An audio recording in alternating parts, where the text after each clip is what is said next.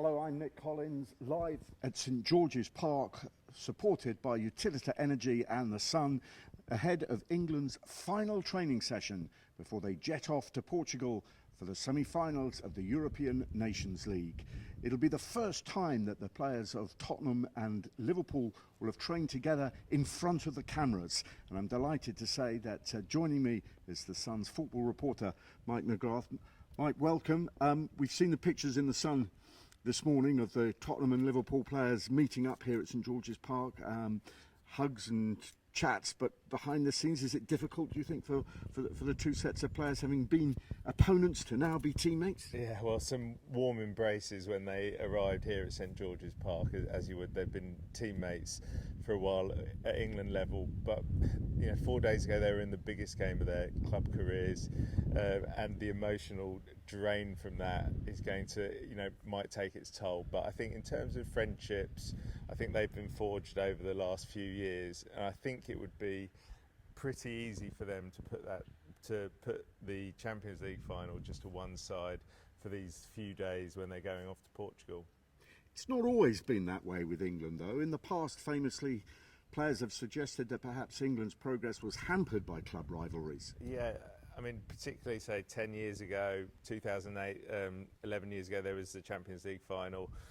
Manchester United and Chelsea were playing. There was a lot of England players there. John Terry, Rio Ferdinand were senior members of the England squad, and they found it difficult sometimes. They've admitted this since, that it's difficult. You had Arsenal players there, Chelsea players there, Liverpool players as well, and they found it difficult to kind of bond when they came to England. I think Gareth Southgate's got a very different kind of atmosphere in this squad, and I think that they will come together and they'll put that to one side. I mean, they were staring at each other face to face, going for the Champions League final.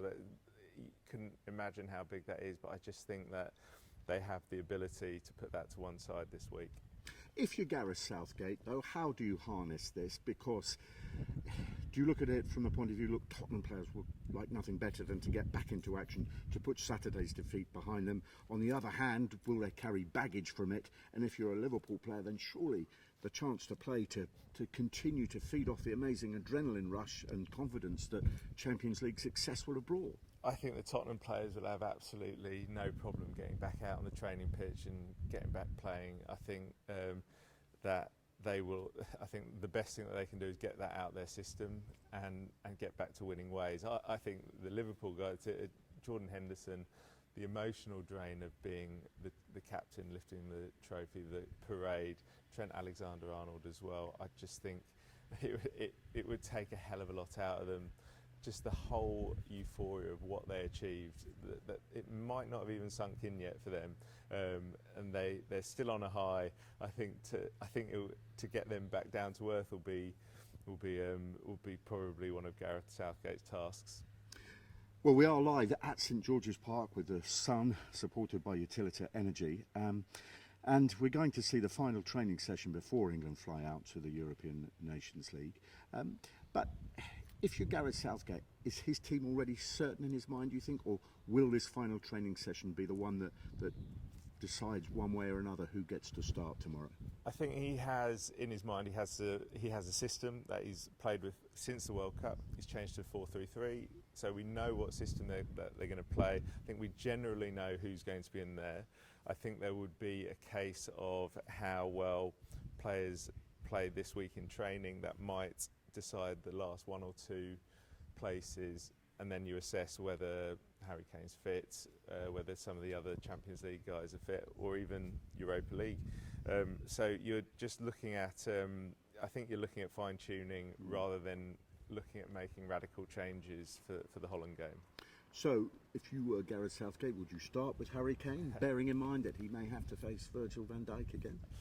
If it was down to me, I'd probably keep him on the bench and bring him on. I think there's also a final on Sunday that they want to be in, where he could play if they win. I think they've just got some players that are in great form that could start that game, have an effect on the game, and have.